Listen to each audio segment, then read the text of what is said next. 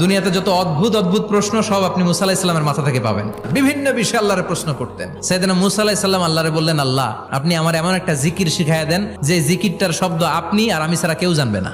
দিনে রাতে সব সময় এই জিকির আমি করব, আপনারে ডাকবো, কিন্তু শর্ত হলো এই জিকিরটা জানবে শুধু আপনি আর জানবো শুধু আমি। আল্লাহ বললেন, মুসা পড়ো লা ইলাহা ইল্লাল্লাহ।